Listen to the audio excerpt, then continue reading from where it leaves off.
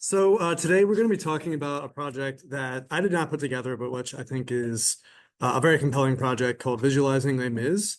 And it takes a couple different approaches to converting something like this, which is the unabridged version of Les Mis, into something a little more digestible, something that's meant to be used as both a research tool, but also as an education tool in the classroom if someone is teaching Les Mis and they want to be able to look at the totality of the narrative or pull out certain salient aspects of the narrative that are pattern based and which are hard to recognize in a sort of end-to-end narrative format that it's originally written in. I think to start, a good place to look is just what is it and who made it? So it's a collaborative project between Professor Mikhail Ginsberg and what used to be known as the Multimedia Learning Center at Northwestern, but what is now known as the Media and Design Studio. Very similar to our digital scholarship group here at BC. And the two technical people who worked on it the most out of that group are credited as Matthew Taylor and Sergei Kalugin. Now, we'll see in a moment why I suspect that there's actually probably a few uncredited graduate assistant researchers in this project because it's quite dense and they recorded a lot of information out of the original French version of Les Mis. But nowhere on the website are they credited, so I can't provide them specific credit. But my suspicion is that they exist and they're out there. So it's a collaborative project, as many DH and DS projects are, between a humanist, the Professor Mikhail Ginsberg, and some technical people, and probably some graduate researchers. What they were trying to do is to take something like this, and for people who are virtual, here you go. This is the unabridged version of Les Mis. It's huge. And do a combination of close reading to enable some more distant reading approaches. And if you're not familiar with those literary theory terms, although I assume many of you are, close reading is, just what it sounds like, reading in a very close, very intentional way. Whereas distance reading is creating things like visualizations or data sets that allow you to pick out patterns from across a larger narrative or a larger text, in a way looking at it from a distance with information extracted from the text, but in a way that allows you to draw different conclusions and conduct different analyses that aren't necessarily possible if you're just focusing on individual words, sentences, or paragraphs within a text. So their goal was to create visualizations that fall broadly into two categories, one being network charts like this, network graphs, which Dave can tell you all about technically. And then the other one was to create maps such as this. We'll go over how they made both of those today. But I really like this quote here about why they created these visualizations. They do not reveal something totally new, say that Jean Valjean is not the novel's protagonist. Rather, they show us something that was there in the text all along, but that in our normal process of reading remained only partially articulated. They make us see what we know differently. So I think that's a really powerful quote, and I think that they accomplished that goal with their project. So some origins. Les Mis has actually been the subject of several long-standing data projects. So back in 1994, this guy named Donald Knuth used a bunch of different literary works, including the Iliad and Les Mis, to demonstrate the capabilities of this network algorithm he put together, this platform called GraphBase. And the reason he used text is because they're a really convenient, ready-made source of relationships. His original data set isn't really intended as, he's not a literary theorist, right? He's a data scientist or a computational scientist. And so he didn't approach these with literary theory in mind. Instead was using them as a convenient source of data with which to test his algorithms. But he put this data set together, he published it on the internet, and subsequently further researchers have used this data set, this Les Mis data set in particular, to test their own new algorithms or platforms or techniques. And so it's become a bit of a meme within the comp sci realm of network algorithms. And this is what it looks like. It's a text file that has two parts, essentially. It's got one part here, which is the acronyms for every character in the book. And then here is the chapter designations and all the characters that appear in that chapter. It's pretty straightforward. and has, as I said, been the basis of a number of visualizations, but it has a few problems that primarily originate in the fact that the person who put it together is not a literary theorist. And so they didn't have that critical eye when they were conducting this. The first problem is that there's only 80 characters that they pull out in this database, or this data set rather. And they miss a lot of characters who are either minor or who are unnamed.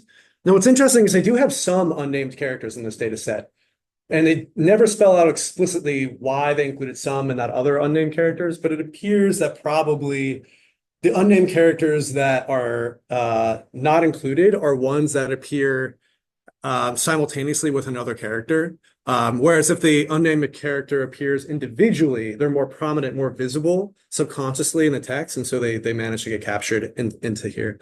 Another issue is that all it does is include everybody who's in the chapter.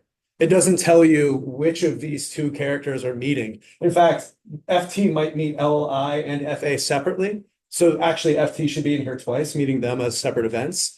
So it doesn't properly weight the encounters or properly associate the encounters that are actually happening. So the visualization it's making is not 100% weighted correctly. So those are the two main underlying issues with this original old school data set. And the project, the Visualizing Les Mis project at Northwestern, sought to remediate those problems, those issues with the data set in a couple ways. One, you'll notice that we now have pairs of individuals. So we can see who exactly is meeting. And now we have Jean Valjean meeting two people separately here, and then actually also meeting, four people separately. So that's a much different structure to their data and allows them to be more specific about who is connected with whom and how many connections they're making within the body of a chapter. And they also ended up with two tables. So not one text file, but two tables. This first table here is a list of all of the chapters and the events, the connections that happen within each chapter. So it's pretty straightforward. You have the chapter, you have the number of the characters appearing in that chapter, and then the number of encounters, and then the individual characters meeting each other. But then you also have a character lookup table, basically, which has the characters' names, the description of who they are, the number of chapters that they appear in, where they appear, how many other characters they meet, and then the characters that they meet. So it's two different ways to look at the same events, basically. It's character focused or event focused. And that way they can create visualizations that have two different perspectives, basically. You can create one that's centered around individual characters and who they're connected with, or you can break it down by chapter and then look at events that occur within different chapters. But in order to create that data set, the method they used was essentially just close reading, and a lot of close reading, right? So what they did is they read the entire book front to back and recorded every single time anybody met somebody else, which is a lot. There are an incredible number of characters in Les Mis. They recorded 181 individual characters versus the 80 that are in that original data set I pointed out.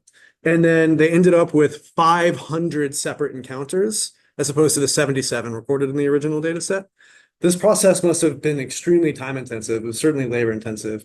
And this is primarily where I think there must have been at least one or two graduate researchers involved, but I don't know that for sure. They end up on their website with this very nicely formatted table, which is basically just this HTML table here, but with formatting applied to it. And one of the really interesting takeaways they had that isn't necessarily a result of the visualization, but a result of the process itself, is that their reading process demonstrated just how many quote unquote invisible characters there are in the text, how many go unnamed, but how many of them do important things, and also how important they are just through their sheer number. Especially when you consider the title of the book, which is really, you could think of it as a subject in the book, the miserable ones, right? The people who are sort of divorced from the community, who are on the periphery, who are unable to access community and resources, and even recognition from the narrator of the novel. So by going through and recording every character, no matter how trivial they are, it really brought that forwards in a way that isn't necessarily immediately obvious when you're just reading the book, reading the novel, as a simple reader reading for pleasure or something like that. And it goes against the grain of normal reading. So it is laborious and not a simple task, but it does it makes that clear in a very, I think, compelling way, or it certainly made an impression on the project authors. So this is the first result of their network analysis. It's using the Girvan-Newman algorithm. I'm not a data scientist per se, so I won't get into the particularities of the different algorithms they use, but if you're interested, there are some people in the room who might have more insight into that. But I know that the Girvan-Newman algorithm does not weight based on the frequency of interactions, and that's why they chose it here. There's some really interesting observations you can make through this visualization.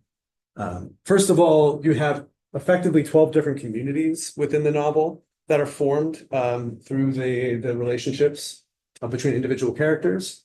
I think the most interesting observation is how Jean Valjean's group, this blue group here, which could also be maybe labeled as like the miserable ones in the novel, are very much on the periphery, and they don't really have a community. Even though they're all related to Jean Valjean, they don't relate to each other in any way. If you look at these other clusters, they're all tightly interwoven and have a lot of complex relationships. All these characters know each other within this group. But here, all those characters, almost all of them only know Jean Valjean, and there isn't really a community for them.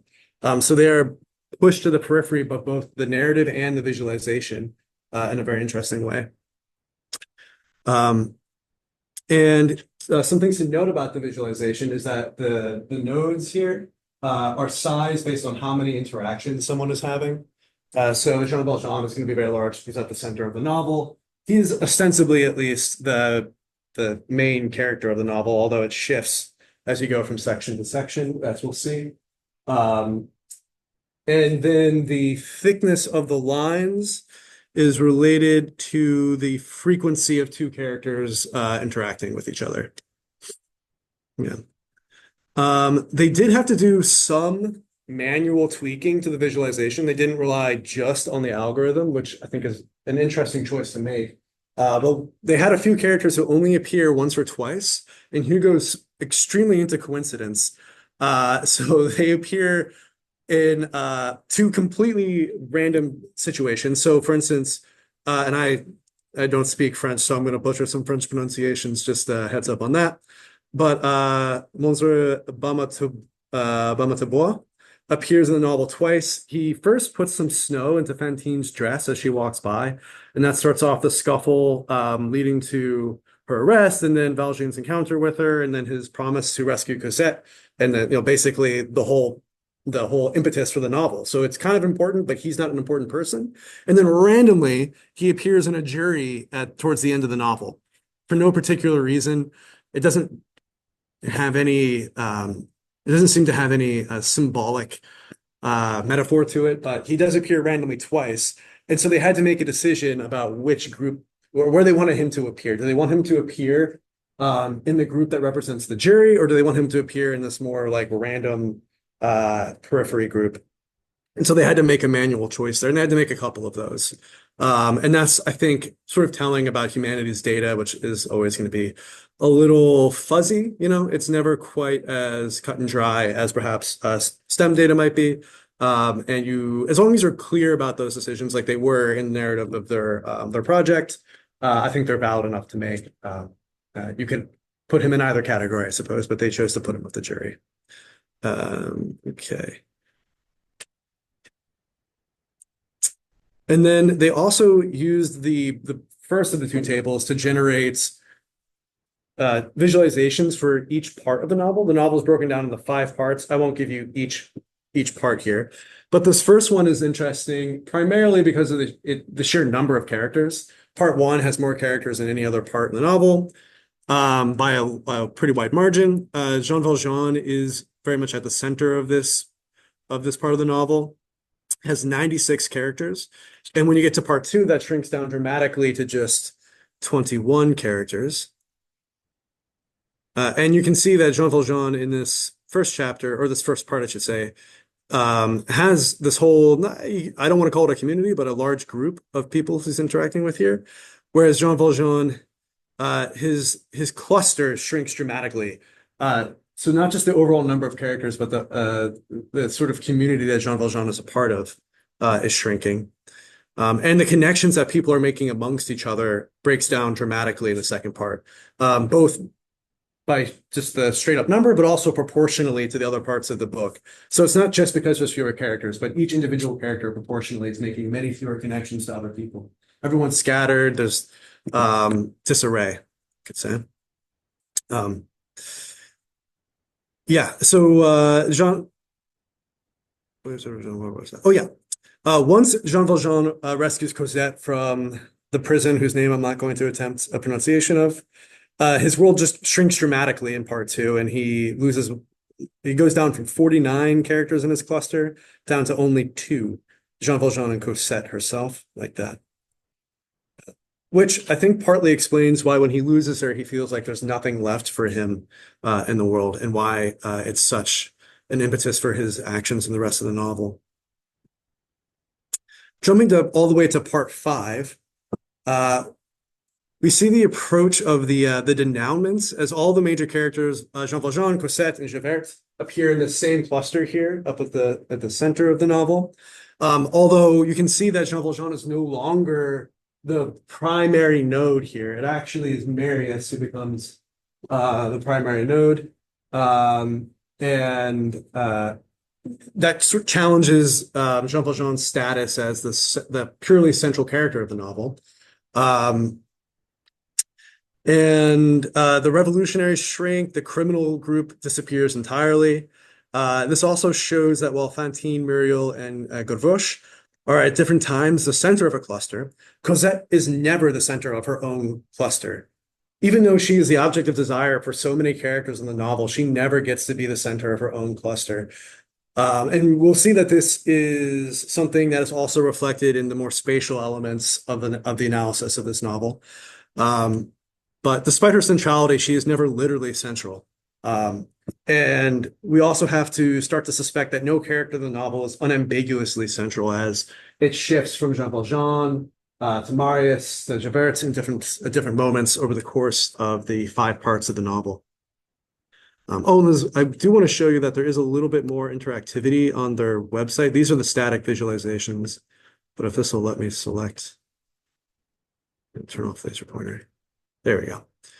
The actual website has a little more interactivity to it, where you can hover over the nodes, select, and you can see which characters each node is interacting with, broken down either alphabetically or by community. And you can see all their connections as you hover over them. It's not terribly interactive. You can't, for instance, apply different algorithms if you wanted to, or weight things in a different way. But it does have a little more interactivity and some more information encoded within it, which is nice. Oh, I guess you can't see that actually. 1 second. I'm going to drag that over so you can see it. So that one, yes, beautiful. So here is the online version of it. So here's Jean Valjean. You can see all of his connections. But if you click on Marius here, you can see everyone he's connected with, and you can sort by community, so you can see which of the largest communities that he's affiliated with. So there's a little interactivity there, even though it's not immense, I would say. Okay, so let's go back. Beautiful. The second set of visualizations that this project produces are a series of maps that take a very spatial analysis of the narrative. And I think that's taking a spatial analysis of Les Mis into account is a very compelling venture, because Hugo himself is so concerned with the spatiality of Paris. And even though this is like an incredible cliche to say out loud, he really makes Paris one of the characters of the novel, right? He's concerned with telling the story of Paris that, yes, does revolve around these characters, but as they move around the city, radiates away from them. And these random asides, coincidences, events, anecdotes that aren't actually relevant to the main narrative. They don't drive the main narrative in any way, but they are telling in some way about how Hugo sees the city of Paris around him. Uh, and so he is really primarily concerned with talking about his relationship with the city and how the city structures the lives of everybody who lives inside of it, especially the miserable ones. Um, he is concerned with primarily about 30 of the quote unquote quarters of the city. He leaves about 19 of them totally to the side and almost never mentions them. And it's telling which ones those are. So he almost never mentions things like the Champs-Élysées or the Palais Royal or other, famously wealthy parts of the city, aristocratic parts of the city, and focuses strongly on what he refers to as the Faubourgs, or in other words, the places where the Parisian race is found. And that is laid out quite clearly in the references he makes to different parts of the city. And this map here is the sort of overarching map that this team produced, which is identifying the most important locations, the most frequently mentioned locations in the narrative of the novel. It makes a number of interesting conclusions based on those frequencies. One is that we learn about where everybody lives, all the major characters at least, outside of where is this going? Outside of Javert. And Javert is the detective, right? So basically his entire life is his job, and he doesn't have a home, which is symbolic of the fact that he doesn't have a life outside of his work. He never goes home because there is no home life to go to. I think that's quite an interesting observation that is made, that they were able to make primarily by mapping out everyone's house and then realizing, oh, wait a second, we have nowhere to put Javert's home. So an interesting conclusion right there. And before I go any further, I should point out that this is a real map of Paris that was produced in 1836 by actually some Englishmen, but it is still an accurate map, even though they were not Parisians.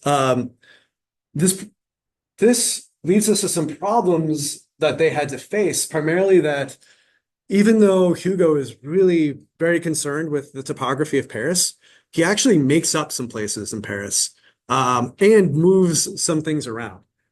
Despite the fact that he makes explicit claims to factuality and even claims that he has pulled his information from a 1727 map of Paris produced by a guy named Denis Thierry, despite the fact that that fellow died in 1917, and there is no known Paris map from 1927. So he's referencing a false map to back up his claims of fictional locations within the city.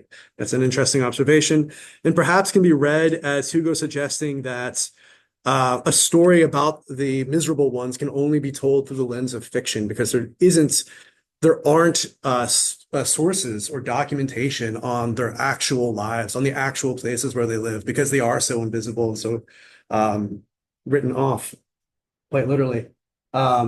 That only fictional spaces are useful in telling their stories. And yeah, I think that's primarily what I wanted to talk about there. Here, I want to look a little bit at what the theoretical structure of the data set they must have put together would have looked like. Unlike the network analysis data set, they don't post the underlying data for this on their website for some reason. I don't know why. But I've put together basically what it must look like, or at least what I've deduced it must look like. The latitude and longitude are made up, so don't try and type those into GIS or anything to look them up. But basically, for the first map, which is a list of all the most important locations in the city, they went through and read the entire novel again and recorded every location that was mentioned and tallied how many times it was mentioned and where it was mentioned. They say that in their project narrative. So here we have the name of the location, the latitude and longitude, for which they must have come up with some fictional latitudes and longitudes for places that Hugo moved around, like the convents And this whole neighborhood of, let's see if I can find the neighborhood here that he makes up. Oh, it's on the right bank of the Seine in the narrative, but it's actually on the left bank of the Seine in reality. Anyways, so they must have come up with some latitudes and longitudes for the fictional location of those locations. That's another thing that they would have had to worry about that is kind of unique to humanities or literary analysis. That's a pretty straightforward data set. You get the number of references, the chapter where it appears. But the second set of maps they make are depicting the various itineraries that characters take through the city.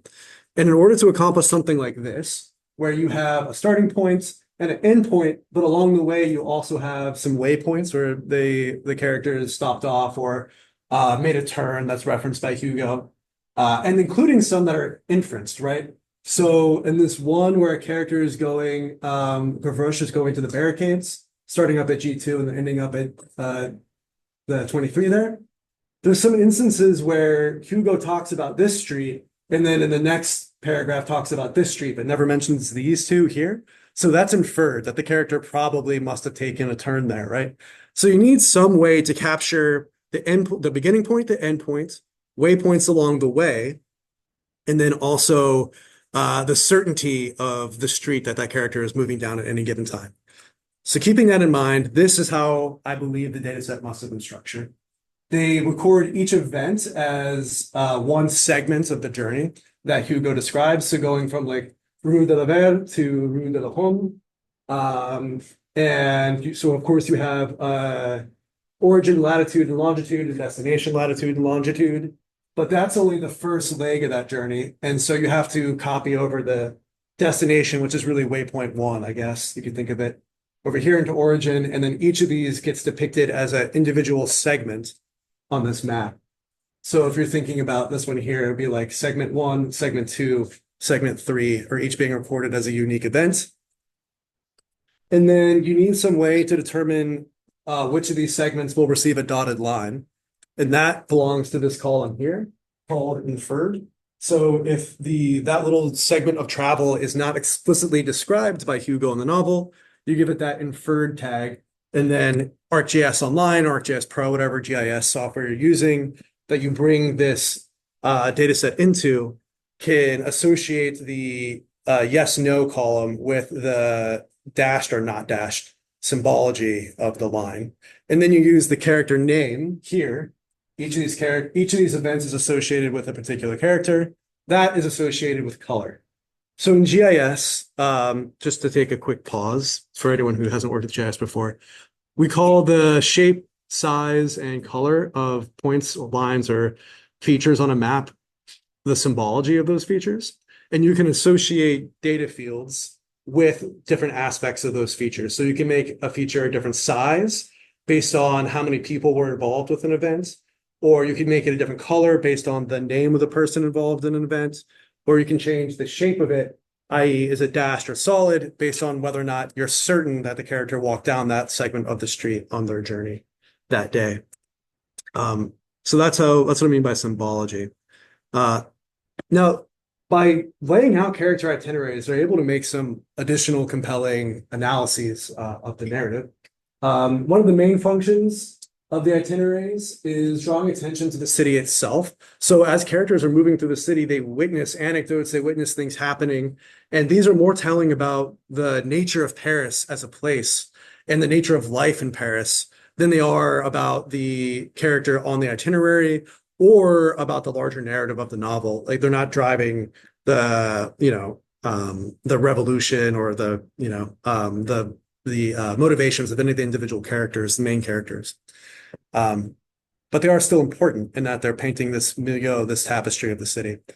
The other function is to suggest the state of the mind of individual characters. So for instance, Jean Valjean makes multiple trips to Cosette's house, and they get shorter and shorter over time. This one here is only depicting his longest journey, but eventually he starts going up this street here and just going straight to her, which speaks to his growing determination in his interactions with Cosette. And then we also have some characters walking to the barricade sometimes taking very circuitous routes here, which are perhaps indicative of some hesitancy in their participation in the events that day or the revolution writ large. And whoops, that's fast forwarded it quite quickly. Really. 1 second.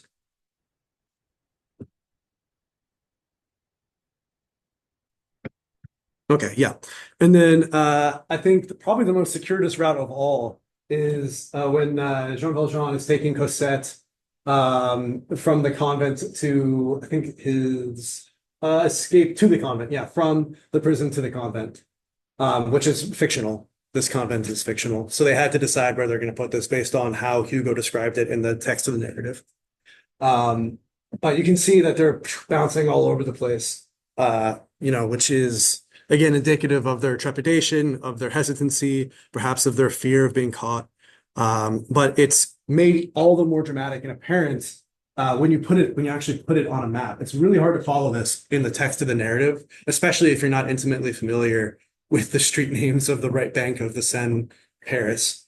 So this is very useful both as a researcher to look at this and you can say like, oh, I understand more clearly or perhaps more vividly the paths they're taking, the sort of how that is reflective of their status in the narrative or their mentality at that moment. But it's also can be very useful as just a teaching tool if you're trying to teach Les Mis in the classroom. This can be a great resource for students to keep as a companion while they're reading the narrative and actually understand how people are moving through the city and how life in one quarter is drastically different from life in another quarter and what the physical relationship between those quarters are.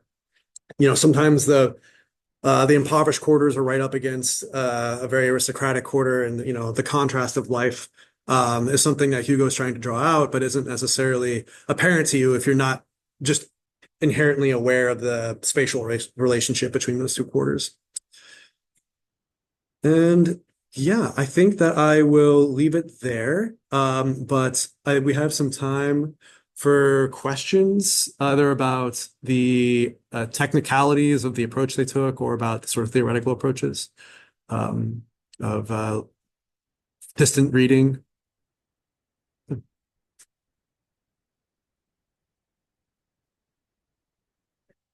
Sure. We go back to, I think it was the second that were.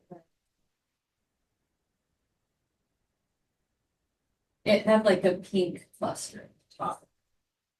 The first, Yeah, this one? Yeah, yeah. okay. So I wondered either how you would approach it or how you think they approach it. If Jean Valjean came across a group of people, like a family or something, and it wasn't necessarily clear how many people they weren't individuals. Like he passed the protesters or he passed the nuns or whatever it might be. And then up here, it looks like at least once there's a family where there's like younger child, older child, bourgeois son, bourgeois man. So like that, they might have been able to tell how many people are in the family. But if it was just going to be a group of people instead of one individual, would they still have to flatten it to one point, or would there be another way to say like this is actually representing multiple characters? We just don't know how many. I believe they chose to flatten it into one point. They don't say that explicitly in their narrative, but given that there is a dot labeled family, I'm pretty sure that's the approach they took. Another conundrum in the narrative, in the way it's structured, is that a lot of it's being told in the past tense. So there's stories about other people and other events that happened prior to the actual present time of that chapter. And they chose to include all those connections that are happening in the narrative, the sort of past tense narrative, as connections happening in that chapter. And that is another choice that is subjective, they're not happening contemporaneous with the sort of framing events of that narrative, of that chapter. So there is some potential issue there, but you also don't want to elide them because so much of the novel is told that way. So many of the most salient events are told that way. And they're not necessarily happening in parallel with events from another chapter. So there's no way to pin them down to the chronology of the book. So they chose to include those just in the chapter that they were mentioned in. But, again, a subjective decision.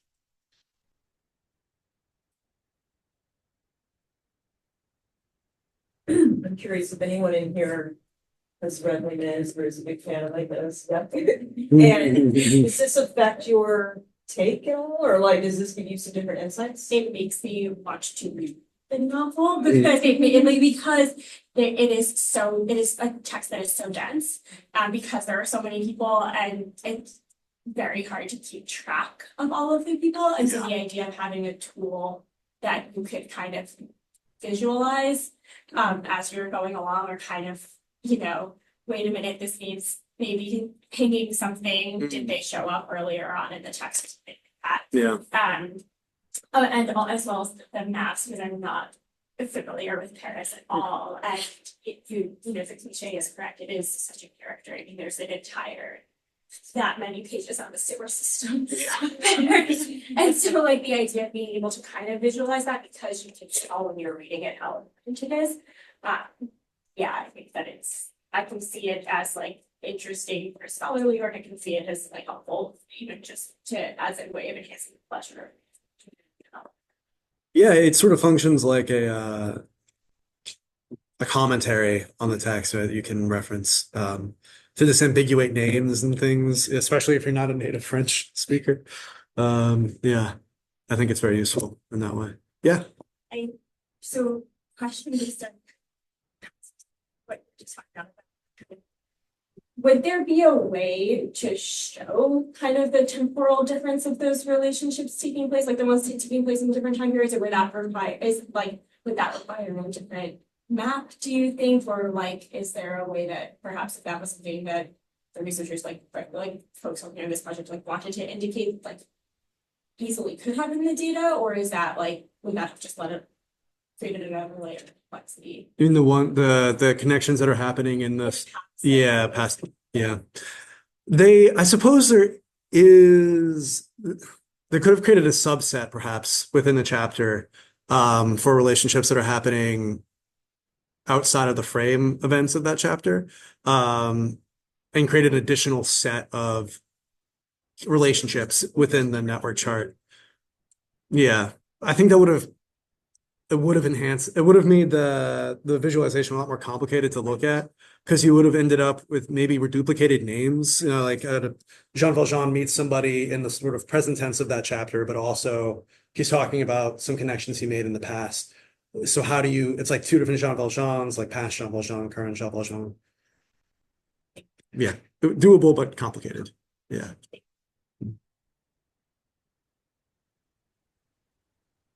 I think that's interesting. This is a form of mapping, right? Like visually laying out something. And then there's the geospatial form of mapping. And so when we talk about mapping in digital humanities, sometimes we need to specify, right? Like that's something like I didn't actually realize you were talking about the network analysis part. I'm really glad you did to see those two things juxtaposed. Yeah. But it is something that I've had that run into people where it's like, yeah, we're gonna map this thing, and we meant two different things. Yeah. You can use map out and Yeah. I mean, it is arbitrary space, but you are providing like a spatiality to the relationships, the ephemeral relationships that people have through this network visualization. And where you place them can, provide meaningfully or intentionally or not, it can lead to interpretations in the data set, right? So the distance of these lines don't mean anything in this particular visualization, but they might in another visualization. So you have to be careful to not, even though those characters that Jean Valjean is associating with up there in the periphery, those miserable ones, are like very much further away and in the periphery of the visualization. They could just as easily have been placed much closer to him, and there isn't a data reason why they're further away. Just that it would have been harder to parse, like if you had them all clustered close together. So you do have to be careful when you're looking at any visualization like this, that you know exactly what each element of the viz is trying to convey, what a piece of data it's associated with. And the project, to its credit, does spell all that out in its narrative, but it's not like it's in the caption of the actual visualization.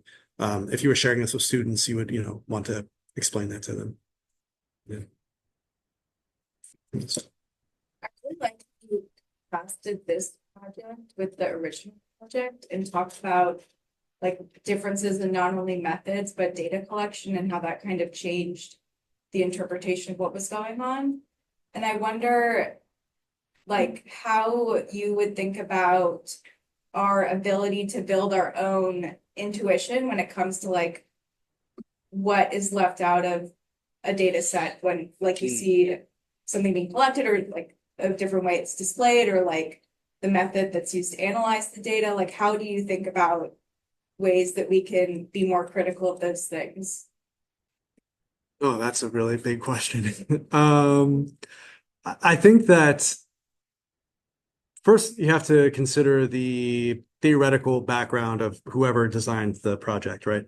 So in this instance, I think the fact that the first person was a computer scientist is, or if you're analyzing yourself, you can say, well, I'm not, I'm not deeply enmeshed within literary theory or something. If I want to take that approach, I should maybe consult with somebody or consider what the ramifications of that might be and adjust my instinctual approach to that. So considering the background of someone's perspective, but then also doing a deep dive into the methodology. And I do really appreciate that they put forth their methodology so clearly in this project. And it's hard, it would be really hard to analyze the blind spots of the first project unless you'd actually read Les Mis, right? So familiarizing yourself with the subject is obviously paramount. But if you had read Les Mis and you saw that he only had 80 characters, you probably would have had a red flag. So yeah, I would say considering perspectives, reading all the methodology sections and then familiarizing yourself with the text, or whatever the source material is. Yeah, unfortunately, there's not a lot more specificity than that, but yeah. Yeah. Doing your due diligence, I guess. A good example of that would help. So Willa Cather, important author, was never out in her lifetime, but is widely seen as a lesbian today. And if you look at her correspondence, there's very few letters between her and her life partner, Edith Lewis. Why? Because they're always together. Why would you need to write the person who's in the room next door, right? But that allowed people to kind of say, well, that relationship couldn't have been that important because we don't have that much evidence of them actually interacting. But really, it just wasn't how they communicated or certain doubt. So you could make a network analysis of Willa Cather and all of her correspondence and like totally miss the most important person in life. And unless you know more about her bibliography, and like Antonio said, go to the source, you could totally miss her sexuality, her biography, like a large piece of it. Yeah. Yeah, great question though. It's definitely something to I wasn't keep top of expecting an mind. answer. Yeah. Yes. Yeah. Something to always keep top of mind when you're designing a project or critiquing another project, for sure. Yeah, what drew you to this particular project? I mean, there's so many projects out there, and this is one you used a few times for different examples. Yeah, I really like I really like how clear they are about the methodology they use in their project write-up. So there is a lot to dig into and you can kind of reconstruct their math a little bit. But I think that it's just a really great example of how compelling the kinds of analyses you can do through these approaches are, and how they open new windows into a text by approaching it from a different perspective, using a different technique. There's conclusions they've drawn, I think really compelling conclusions that they've drawn about the nature of the narrative, the nature of individual characters, that I really like Les Mis. And so when I read their conclusions, it was like, it makes total sense. And somehow I never saw it before. And so I think this project is one of the more compelling examples of that I've ever seen. It just really opens your eyes to the text in a way that is novel, I think. Yeah.